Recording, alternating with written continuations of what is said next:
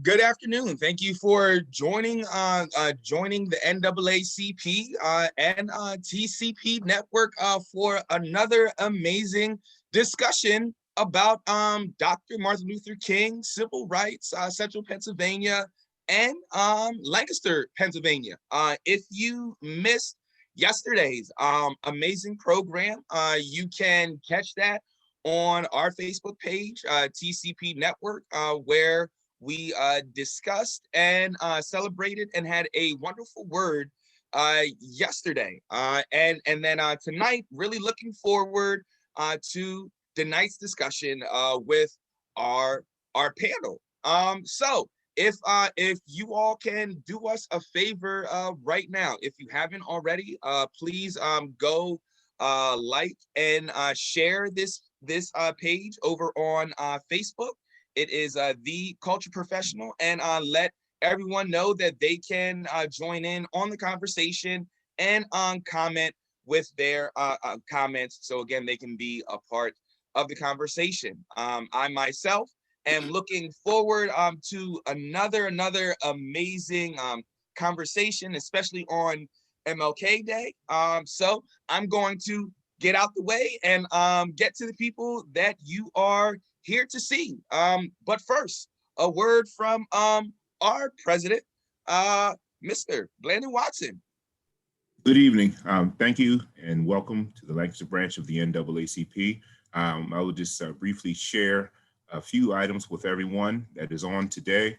If you have any questions, please put them in the Q&A or chat box. We'll also, as Marquise Lupton had instructed, we'll be on Facebook Live as well. If you have questions, you can put them on there too, because we will be live on Facebook as well. Another thing, we're aware of Zoom, Facebook bombing, and so forth. And if any of those issues do occur, we will address those as soon as we can. The Lancaster branch of the NAACP is 97 years old this year. And we thank you all for participating this evening. And with that being said, I will be transitioning this to our education chair for the Lancaster branch of the NAACP, Joanna Martinez. We welcome you all again, the participants and attendees that are with us today. Thank you. Thank you, Blandon. And welcome to the NAACP Lancaster branch's discussion on the history of civil rights in Lancaster, Pennsylvania since 1900. Today, on his birthday, we gather to remember not just the man, but the message. We gather to refocus our attention on economic justice in the 21st century, which we'll hear more about from our speaker of the hour. The Reverend Dr. Martin Luther King Jr. is known for more than his "I Have a Dream" speech. We also recall that Dr. King has been to the mountaintop and his eyes have seen the promised land. King has told us that the moral arc of the universe bends at the elbow of justice. And he said, "I have the audacity to believe that peoples everywhere can have 3 meals a day for their bodies, education and culture for their minds, and dignity, equality, and freedom for their spirits." Tonight we have with us Dr. Leroy Hopkins, who will share his deep knowledge and persistent research in a talk about the history of civil rights from 1900 to the present. Dr. Hopkins is a professor emeritus of German at Millersville University. He has published work about the history of African Americans in the Journal of Lancaster County's Historical Society. He's on the board of Lancaster Historical Society and has served in the past as president of the African American Historical Society of South Central Pennsylvania. Dr. Hopkins is a native of Lancaster, PA, a retired professor of Millersville University. He garnered his PhD at Harvard University, in specializations that include 20th century German literature and African American history. Our moderator this evening is Jalen Belgrave, who is president of the organizing committee of the NAACP E-Town College chapter and a member of the legal redress committee of the Lancaster NAACP branch. He will moderate this presentation this evening. Mr. Belgrave was on the organizing committee for the new NAACP college chapter at Elizabethtown College. And I'm going to hand this over to Jalen now. Thank you, Joanna, for that wonderful biography of me and Dr. Leroy Hopkins. Good evening, everyone. Thank you guys for all showing up today. Today is MLK Day, and throughout the day, many people on social media, throughout the news, throughout the media have, really addressed MLK's speeches and what he has done throughout his life back in 1960s. And people highlight the civil rights movement. And Dr. Leroy, just my first question to you is it's a two-part question here. Is many people have addressed that MLK as a significant leader, but have not really understood the importance of the root of the movement. So my question is, how has civil rights evolved since the 1900s, and how has civil rights impacted the Black community economically, politically, or socially, not only nationally, but here in Lancaster County too as well? Well, it's evolved various ways. It's usually done collectively. Before 1900, you had an organization called the Afro-American League. T. Thomas Fortune organized it in 1890. And because of the diversity of the various views, the organization soon fell apart. It was revived again in 1894. And just about that same time, there was the Afro-American Republican League of Pennsylvania, which was organized by Peter S. Blackwell. Blackwell was from Steelton, Pennsylvania, and he was the first African-American voted in as a council member. And his fate or his life coincides with Lancaster. The Afro-American League came to Lancaster several times before World War I. And what is probably characteristic is that when they came to Lancaster, they would have a meeting, there'd be speeches, and they would inevitably go to Thaddeus Stevens' grave. African Americans in our region were the gatekeepers for the memory of Thaddeus Stevens. From 1878 into World War II, almost every year, a group of African Americans would go to that tomb. Well, what happened is that probably the last effort of an all-Black organization to affect social change was the group organized at my church. I'm a member of Bethel AME Church, Lancaster. And this group was organized in 1917. It was called the Negro Civic League. The pastor then was Reverend F.T.M. Webster. And at their meetings, the meetings were held in the courthouse. They tried to do things as disparate as get a police officer, a Black police officer on the force, to get housing, more African Americans as property owners. These efforts flagged a bit, primarily because the pastor in our church, the pastors are itinerant elders. That means they stay only for a couple of years, and then the bishop moves them to another station.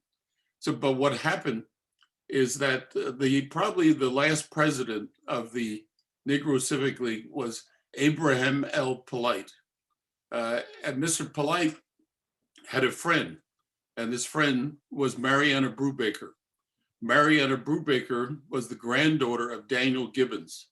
Daniel Gibbons was probably the most prolific station master of the Underground Railroad in the period before 1850. It's supposed that he may have helped 1,000 freedom seekers find safety. Well, his granddaughter was you say a progressive. She was a member of the Women's Christian Temperance Union, and I had access to a couple pages of her diary. Her step-grandson is Jack Brubaker, the scribbler.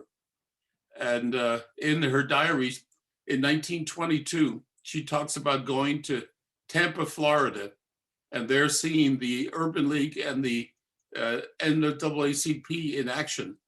And she says that when she got back to Lancaster, she contacted Mr. Polite and suggested that he contact the colored clergy and decide whether they wanted to start an Urban League or an NAACP. Well, obviously they started the NAACP. And in June of 1923, 50 members had been found so they could get a charter. And what they did, excuse me, initially was work on the same issues that the Negro Civic League worked on, and that is increasing Black property ownership, getting jobs. We're working on jobs, One of the things that came out of the Negro Civic League that's significant today is that working parents, African-American parents, had no place to put their children. And so the organization that later became the Crispus Attucks was created out of the Negro Civic League. It was first called the Colored Recreation Center. And then in October of 1929, it became the Crispus Attucks Community Center. And Mrs. Ruby Bohe, later Ruby Payne, and then Ruby Cook, was the first director. And she served in that capacity from 1929 to 1959. But these people were up against tremendous barriers. Lancaster, like everywhere else in Pennsylvania in this country, was deeply racist. It was hard to make any inroads. One of the things that happened, and it's a chapter that still needs to be investigated. Around 1949, the NAACP, the Lancaster chapter, lapsed. In 1960, it was revived, and Ashley Dudley, who was a member of our church, became the first president, or the new president. And I interviewed him many years ago. He passed about 12 years ago. And I asked him, why was it that the NAACP had lapsed, was dormant for 11 years? He didn't know, because he was a new arrival. He had only come to Lancaster in the mid-50s.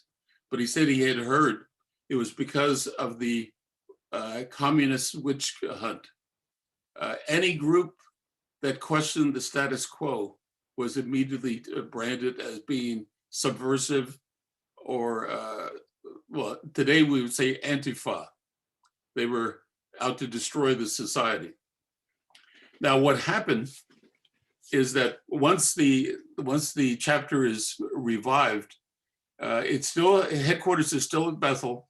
The charter was there, and a new pastor came in 1962, and Reverend Alexander L. Steffens. And I was a member of Bethel, as I said. I grew up in the church, and Reverend Steffens took over the leadership of the NAACP, the local chapter.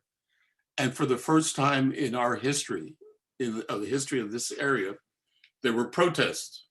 And you can read about them in the newspaper, July of 1963, and also in August of 1963. There were protest marches through the downtown, up and down King Street, and also in around Rocky Springs Pool. Now, Rocky Springs was one of the recreation areas. All of the swimming pools in the county were segregated. If you were Black, you couldn't join. You had to have a membership, and they would not sell membership to Blacks. At Rocky Springs, it was especially, I guess you would say it was a slight, because the most notable thing that happened locally in my childhood was the Coatesville Picnic. It started back in the 1920s, I believe. The mills in Coatesville sponsored a picnic, and it drew up as many as 4,000 African Americans from this region. They came from all over Pennsylvania and also from Maryland. And we would get on the rides. There was the Jackrabbit, there was the Penny Arcade, the Tunnel of Love. I never got into the Tunnel of Love. I never had a girlfriend, so I didn't have a chance to use that. And but the swimming pool was barred to us. And so the elders decided, well, if we can't use the pool, we'll take this picnic somewhere else. And as a result of that, the pool, the park was closed. And they've tried to reopen it a couple times since then, and it's not been successful. But getting back to what your question was, how was it organized? What impact did it have? It's the struggle for civil rights has been a struggle of resilience. You have to remember, if you look at our area historically, in 1860, there were less than 3,700 people of color in the county. By the year 1900, that number had dropped to 2,200 because there were no opportunities. People out-migrated. The only reason why there's still African Americans in our area is because of in-migration.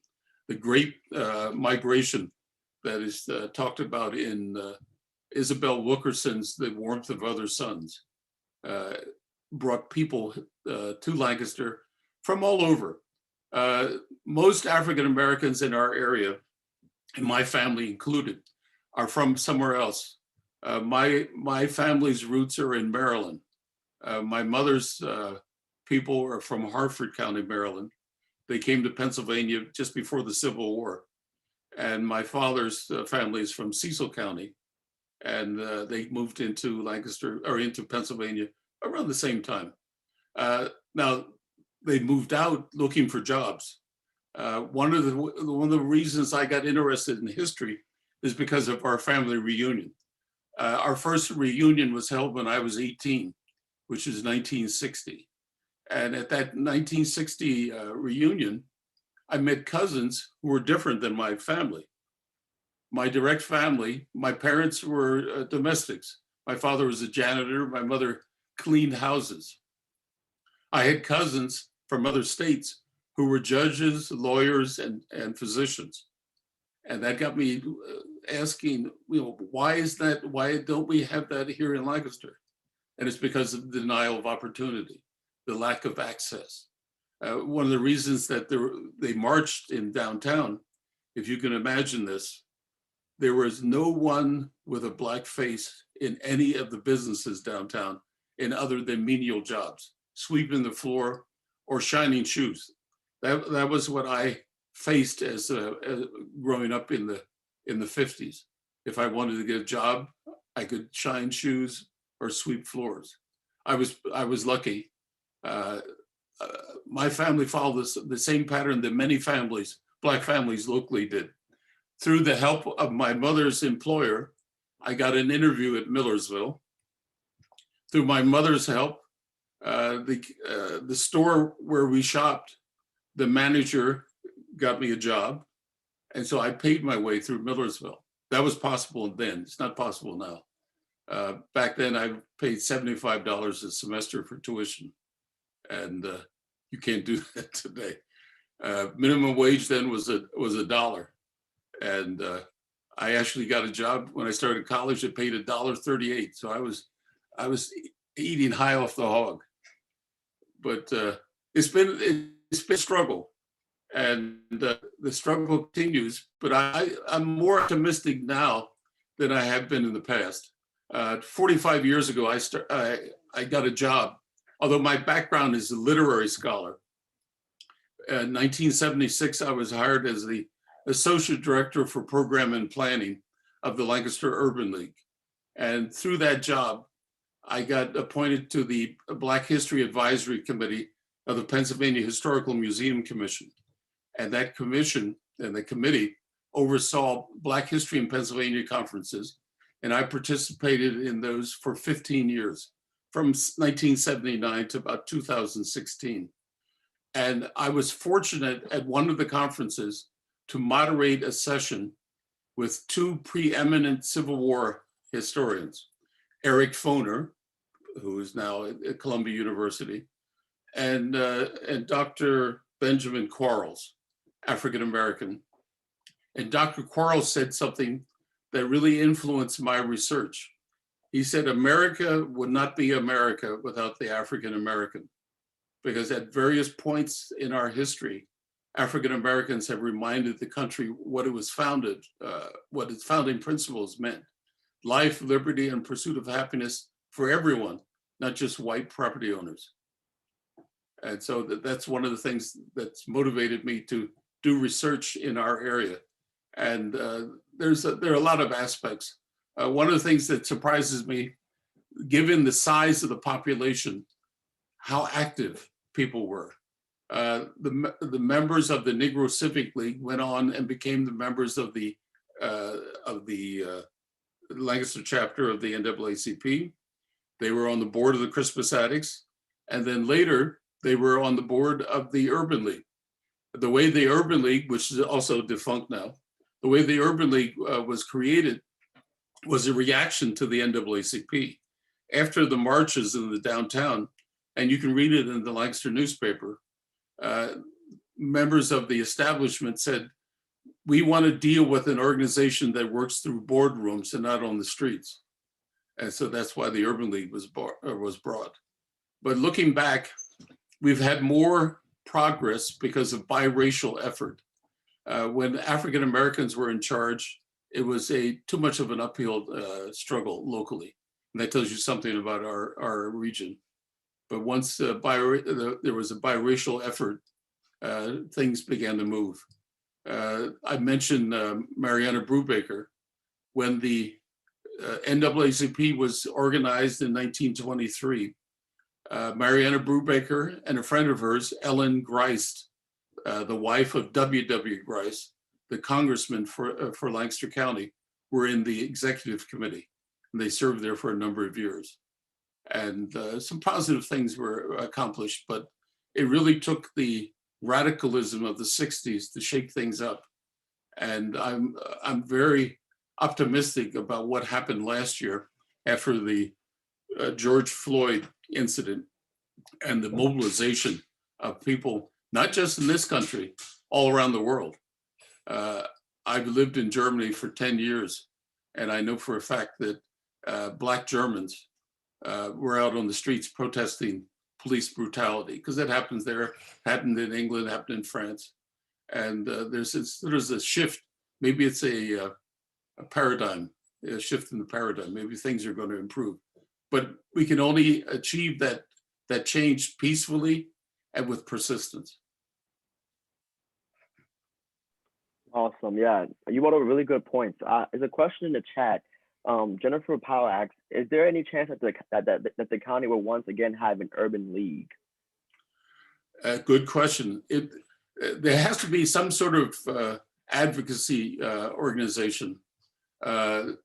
Christmas Addicts, of course, is now under the auspices of CAP.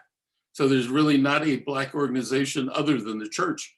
But you must remember, everything that's positive in the Black community has had its origin in the church, because the Black church was where people of color could assemble and discuss things. And so you look at who have been our civil rights leaders over the past. Reverend Dr. King, and before him, locally, you had Reverend Robert Boston, who was an ally of Thaddeus in the Underground Railroad, and was also he was the president of the celebration in 1870 of the ratification of the 15th Amendment, which gave the right to vote to Black men. So the church has been the center of our nucleus of our community. Even you look at the organization, the Christmas Addicts, it was created by churches coming together and other civic organizations. So it'd be nice to have an urban league, but it's not necessary if we get the existing groups to advocate and not just think of themselves.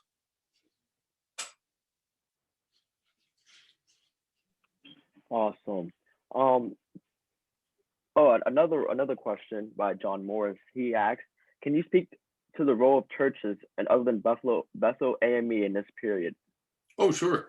You have to remember, Bethel is the first Black church in the city. It's actually the first in the county. The other churches that are in the city, Ebenezer Baptist Church is organized in 1908. One of its founders is included in the tour that the African American Historical Society does in the downtown. William Payne, who had his Lancaster Kitchen, is on East Grant Street. And Payne, before the Ebenezer Baptist Church was founded, was a member of Bethel, and then he went on to help found Ebenezer Baptist Church. And of course, things that were done in the 1920s was done collectively. Ebenezer's pastor was involved, members of Ebenezer were involved, members of Bethel were involved. There were a few other Black churches. Today, that's different. Since 1960, there's close to 36 Black churches in the city. Many are storefronts, but there are, sizable churches. So the names escape me right now, but well, Brightside, of course, is one of the largest ones now, and they've exerted a very important influence. One of the things that helped me coming up was in the church, we were valued as individuals. The society did not value us if you were a person of color. And in the church, you had an opportunity to develop.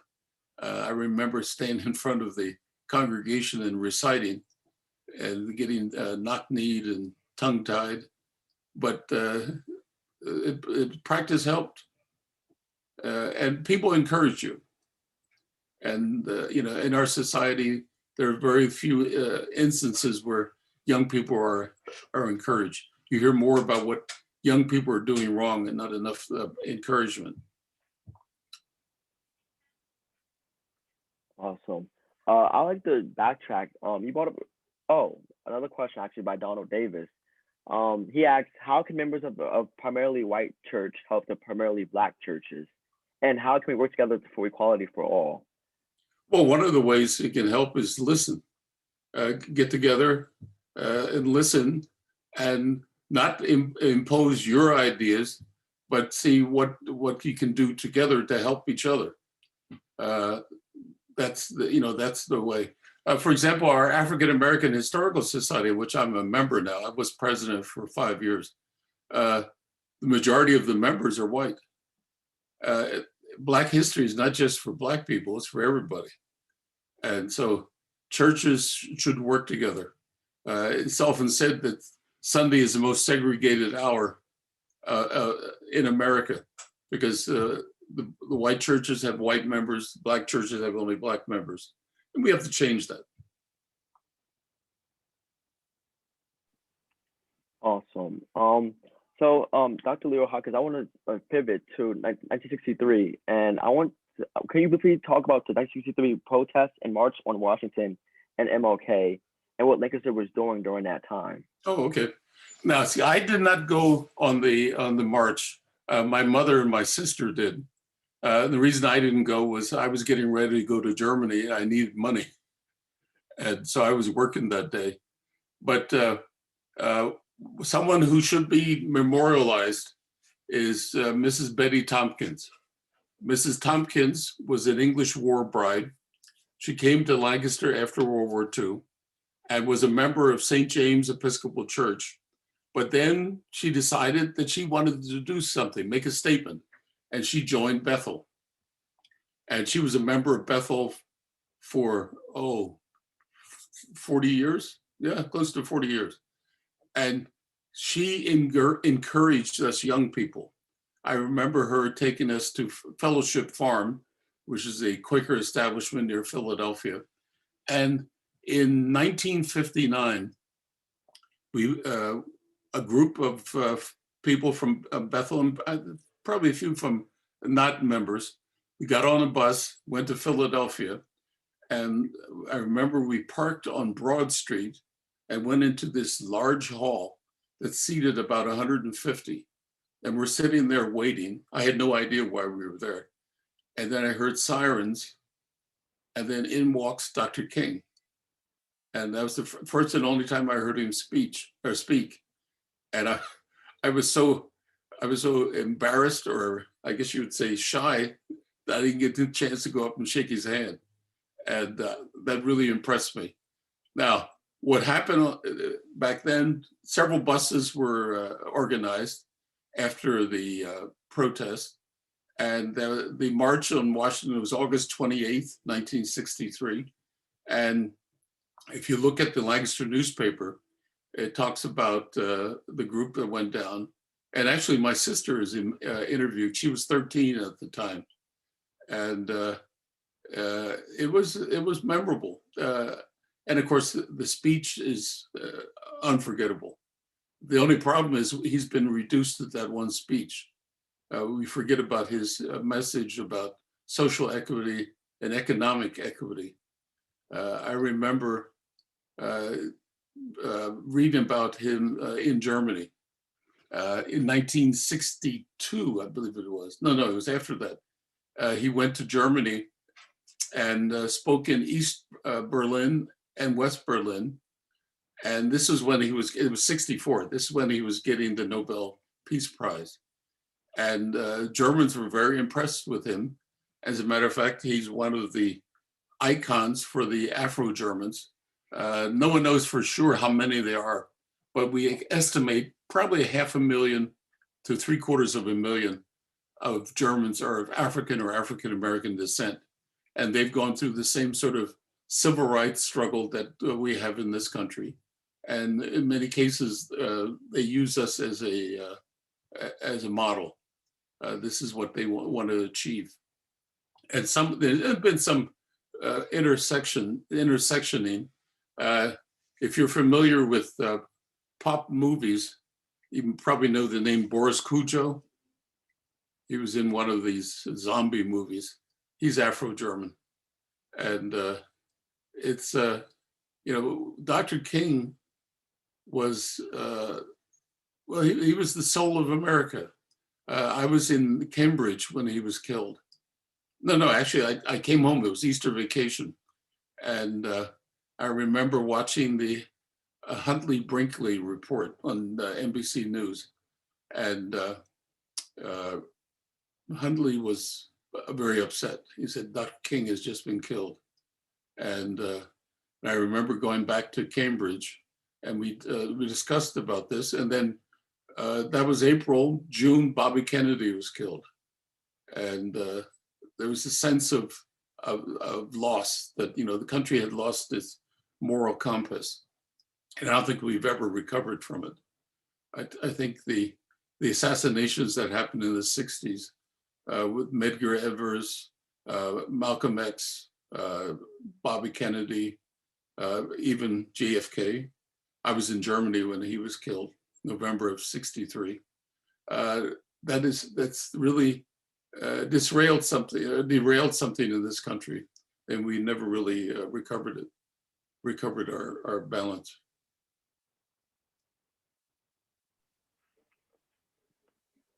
Yeah, another question by Joanna.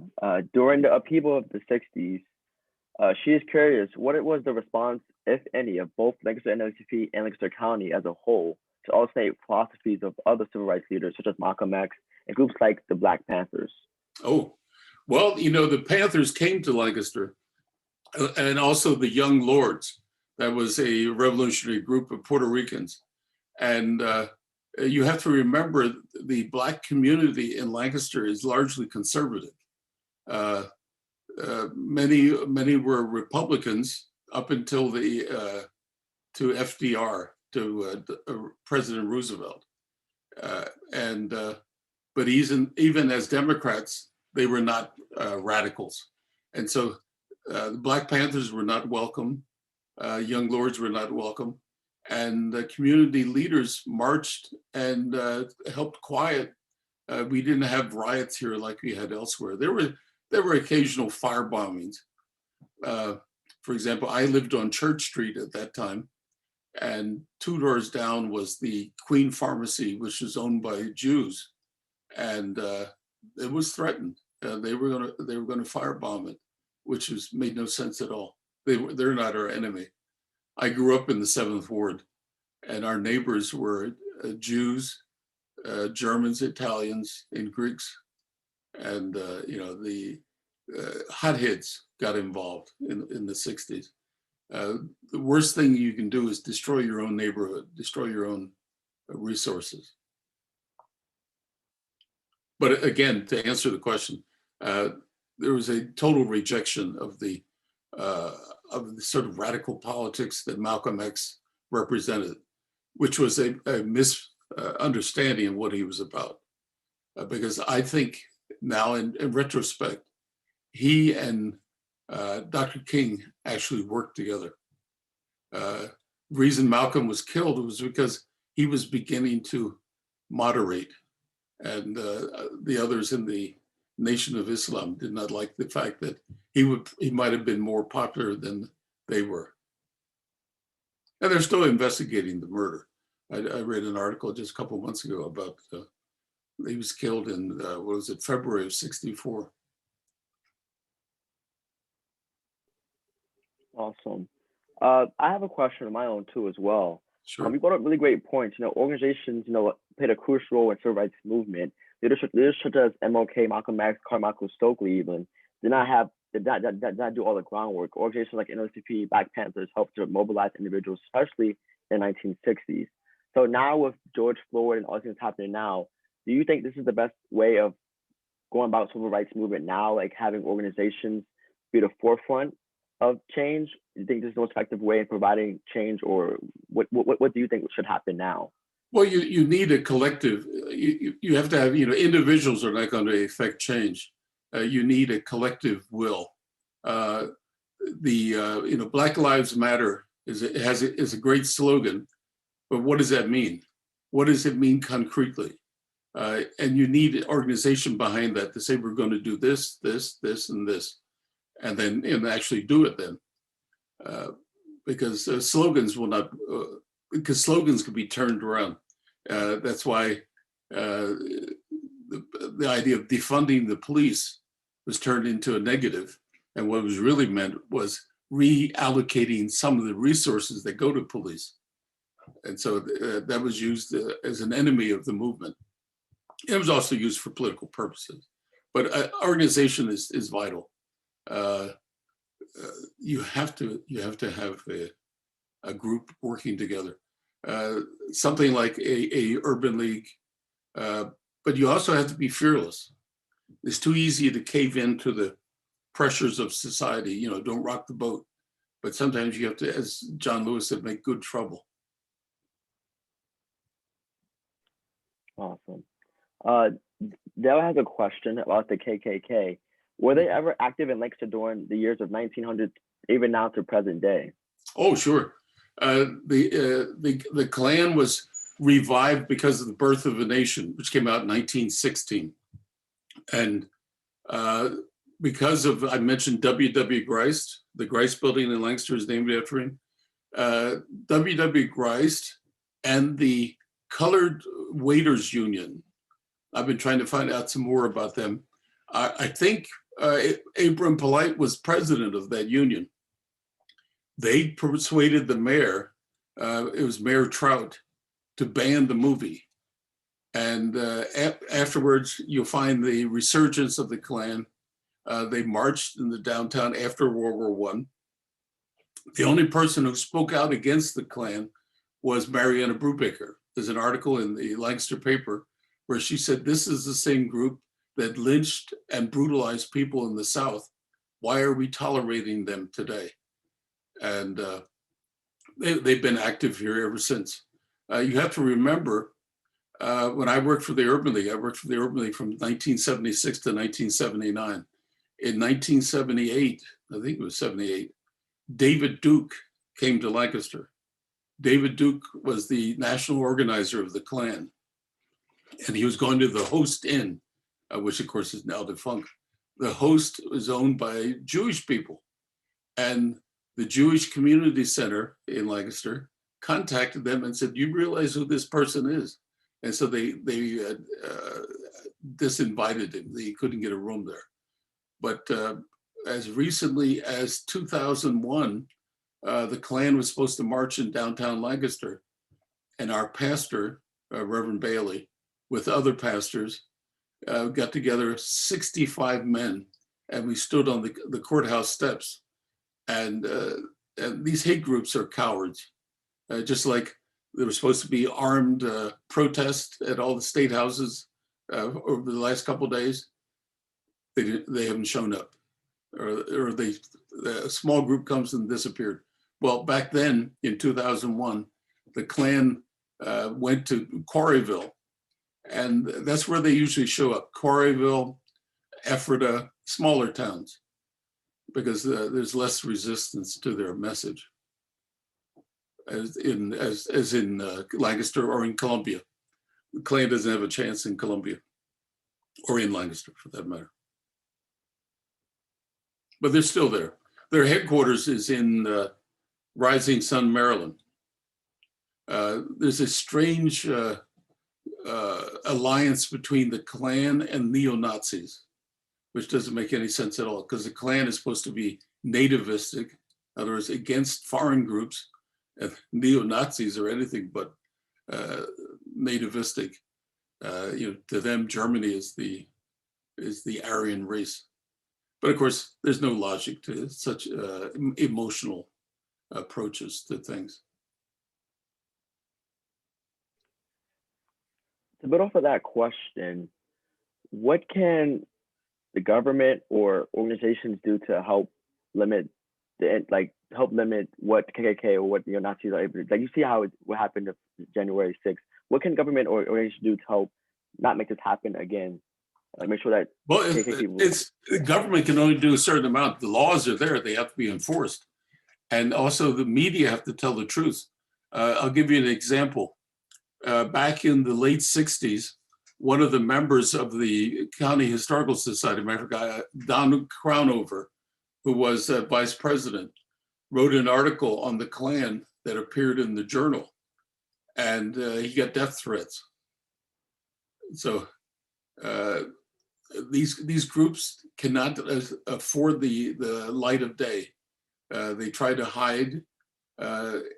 If they were so brave, why do they have to work? Why do they have to be masked? Through anonymity, they feel that they're strong. And so what has to be done is young people have to be taught that this is not the way to do it. This is not the way to live your life.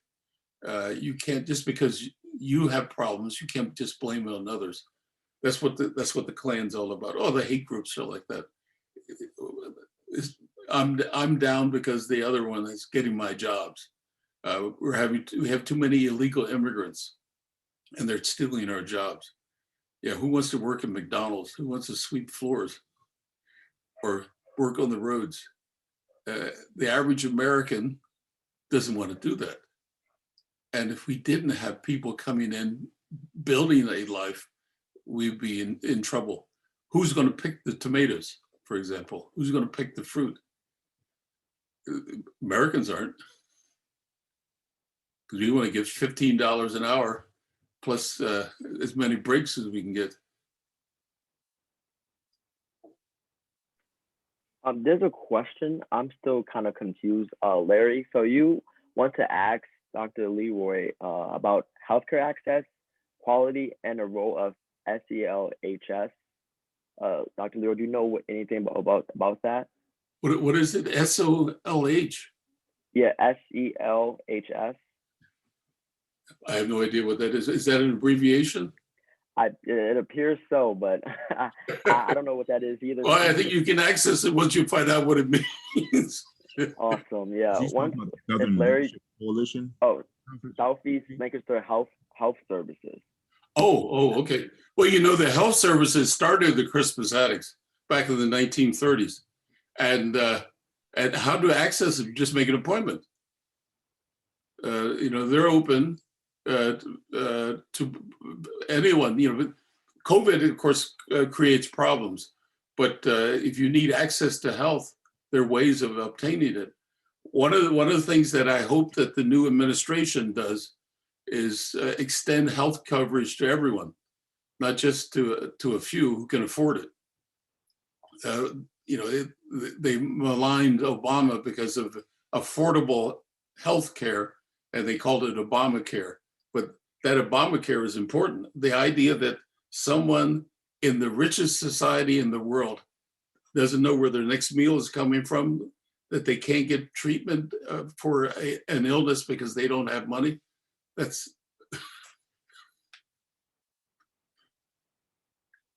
not America.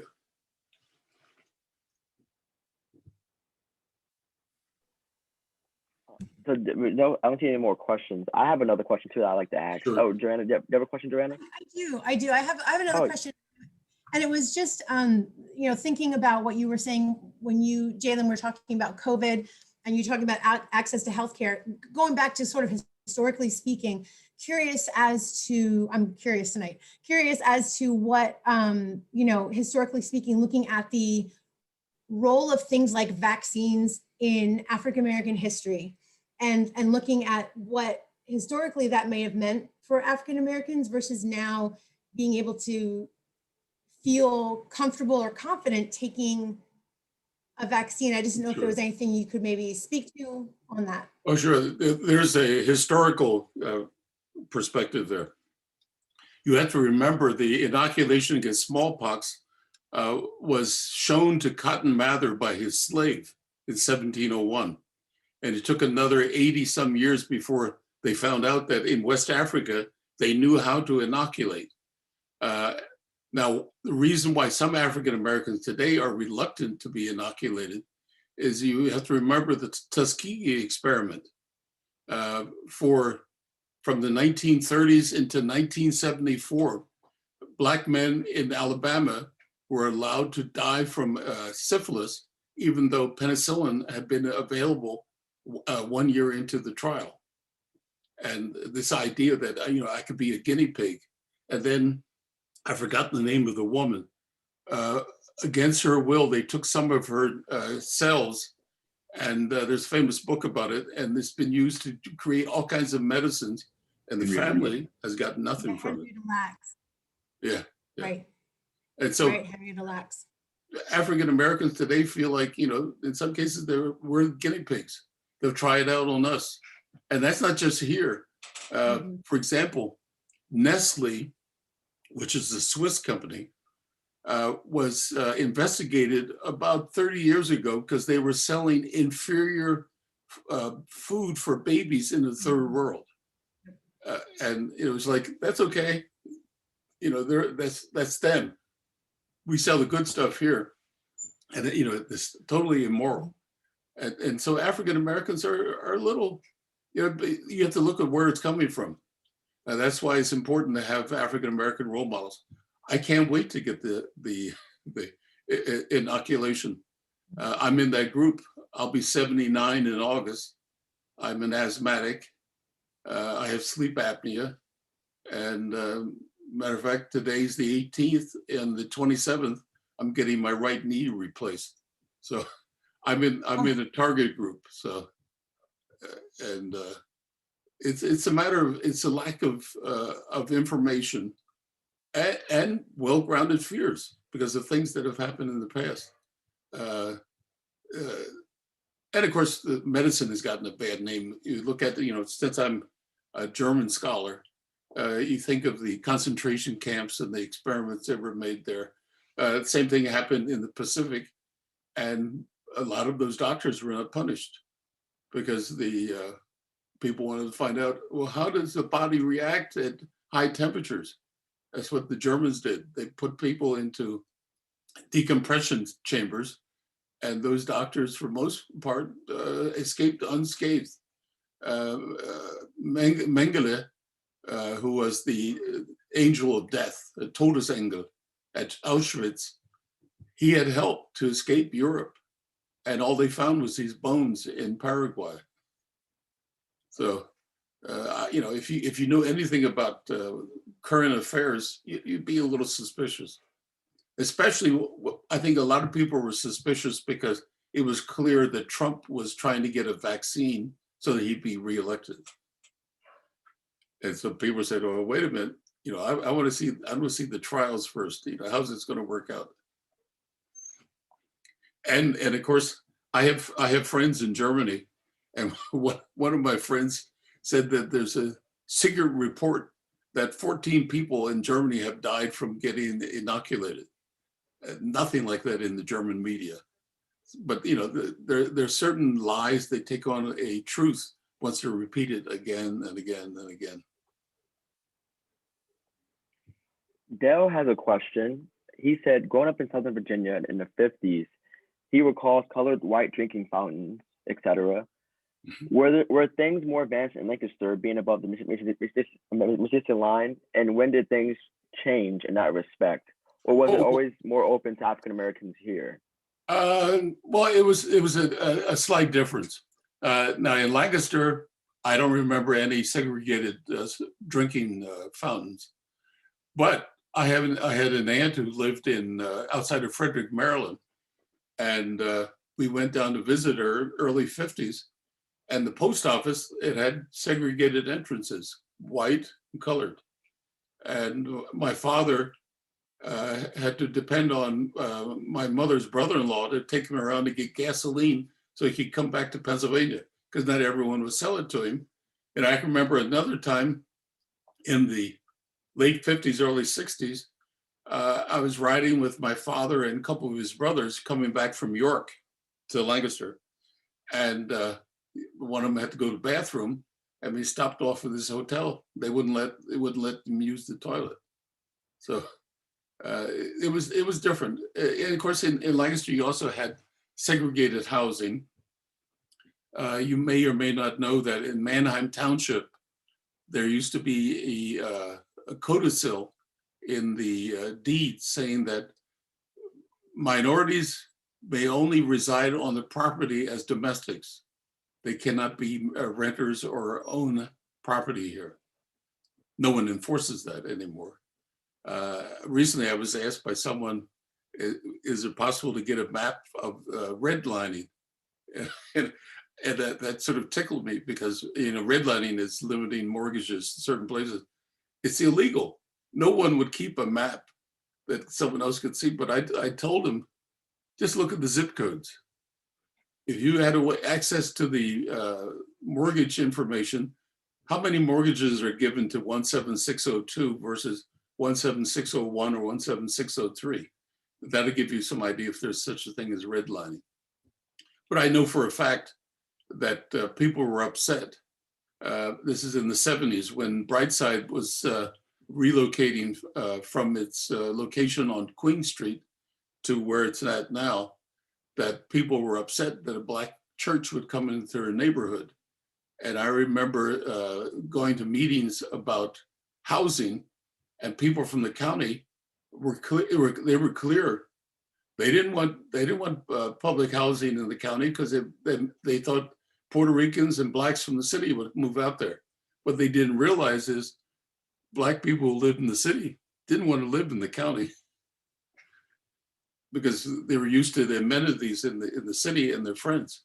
When I worked for the Urban League, HDC built public housing for elderly in Millersville, and they came to me for help. They only found one person who wanted to live in Millersville, and Millersville is not like the middle of Alabama. It's a small town, but people didn't want to leave their neighborhoods. There's another question. I could probably answer this question. Marianne, she said that Dr. Hopkins on a previous NAACP education event talked about school district Lancaster and about helping create local African-American history curriculum. And she was wondering if they've been able to make progress. And I could, on the behalf of Lancaster branch, I could answer this question that yes, that they're presently right now actively going through curriculum in each county and other districts too as well, not just only Lancaster County too as well. So we are reaching out farther more than just Lancaster County and other counties too as well to help provide better curriculum for African-American history. Well, one of the things I could say to that is in 1962, the late Hazel Jackson took me to a meeting at the home on Pine Street. It was Reverend Alan Kraler, who was a member of the Theological Seminary. And the group that met there was called PACE, Program for American Cultural Enrichment. And they developed an African-American history curriculum for McCaskey, which was given to McCaskey and then discarded some years later. Usually what happens is you have one curriculum and then someone wants something else and it becomes a footnote. Now that may change now. You have to remember in 1962, McCaskey or the school district was majority. Now it's majority minority. And so there's much more pressure to find out more about not just African Americans, but also about people of color. One of the things that I tried to tell students when I was still teaching is the relationship between Puerto Ricans and African Americans. The major research institution is the Schomburg. And Arturo Schomburg was born in Puerto Rico. And he collected information on African Americans, but also Black Puerto Ricans. Part of his heritage was also German. So this is a multicultural world, and we just have to get used to it. Awesome. So for time's sake, I'll address the last two questions by Michelle and Jennifer. So Michelle says that she thought that do you believe that we're still valued as individuals in the Black church today? Are we still valued as individuals in the Black church? Sure. The Black church is one of the few places where people of color are valued. We go out of our way, and I can only speak from my own experience. But for example, what we do in our church is the young people, if they do well in school, we reward them monetarily. Our pastor has given them money for every A that they get. We recognize them during service and encourage them through various group activities so that they will achieve. Education is important to the church. The first school for African children was set up by George James in 1839. He petitioned the Common School Board to start an African school. And that African school eventually was at the rear of Bethel. And then 1883 is when education in Pennsylvania was desegregated, but it was in fact segregated because it had local schooling, and because of housing discrimination, the schools in the neighborhoods just became full then once the minority population grew. And what was your other question? So Jennifer wants to ask, in your opinion, what can we do as a community to enact change? What can Lancaster do as well to enact change too? To not change? To enact change. Oh, enact change. Yeah. Well, I think one of the things is, again, what I said about white churches and Black churches, talk to each other. You can't assume what the other person is thinking, and try to do something that's doable. Something like encouraging young people to finish school, work with parents. We put too much pressure on our school teachers to sort of keep kids in school, make certain that they're learning. It's a community effort. The African proverb, it takes a village to raise a child. Well, we need to act that way. And I'm a firm believer, I spent a good part of my life in education from 1947 to 2015. And I think education is where it starts. If you don't have a well-informed collective, well-informed population, your society is doomed. The riots at the Capitol was because people actually believe that there are cannibals who are kidnapping children and eating them. Come on, that sounds like something from one of these zombie movies. But there are people who believe that, just like they believe that the election was stolen, even though the law that made it possible to mail in the votes in Pennsylvania was approved by a Republican-dominated legislature. What it boils down to is the election is only fair if your candidate wins. That's what people need to understand. And if you see that, then you say, oh, that's stupid. The person who gets the, and then the other thing, and this has been in a lot of the letters to the editor, if the election was stolen, how come so many Republicans were elected? The ones who are protesting, like our own Lloyd Smucker, is he saying that his election was fraudulent? Will he resign? I don't think so. But it's important is communication. Community and communication are synonymous with each other. And you need to meet each other. You're not going to like each other, but you have to respect each other. That was a great note to end on, Dr. Leroy Hopkins. Thank you so much for your time today. I really appreciate it. If all attending, thank you for everyone for joining this wonderful event today. I'll pass it on to Blandon. I know he probably has some closing remarks, but again, thank you guys so much for showing up today. I really appreciate it. And it was very learning, very learning experience. So we learned a lot. So thank you so much. So Blandon, sure. if you want to say something, or Hopkins will say something too at the end for a closing remark too as well. Okay. We'll let the president go first. Well, I want to thank everyone for tuning in today and celebrating MLK with us today. We thank you, Dr. Leroy Hopkins, for presenting a wealth of information with all of us this evening. And we also want everyone to know to continue to tune in. We are continuing, obviously, town halls on education, health, economics, and education, obviously health, economics, and also civic engagement, and many, many other things that affect our communities of color. And so we will be part of that process and providing that to our communities in which we serve each and every day. And so we just thank you all for signing on today. And I'm going to transition this over to Dr. Leroy Hopkins for some final words. Mm-hmm. Well, what I'd like to say is I would hope that we would develop a pantheon of local heroes. It's easy to talk about the men, but there are women. Who were the women who have done things? We have some heroes alive today. Iris McRae, for example, who was the pioneer for bilingual education in the schools. But there's others whose role will be forgotten if we don't do something to not canonize them, but at least to memorialize them.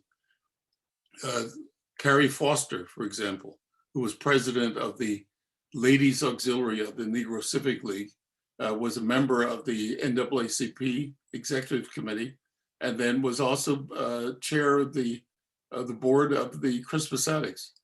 And she did all this while she was in charge of the comfort station downtown as a domestic who was doing things to improve the society. And we need to find out more about them. How did local people use their vote?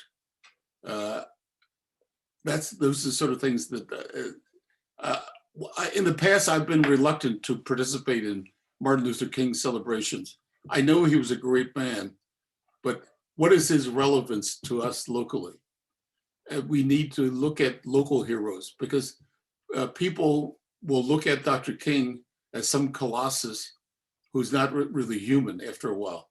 But what about local people who've gone through the same sort of circumstances that we have, and how have they overcome these problems? That is what I would like to see happen. Other than that, thank you for inviting me, and I really enjoyed it. Well, I'm a professor, I enjoy talking.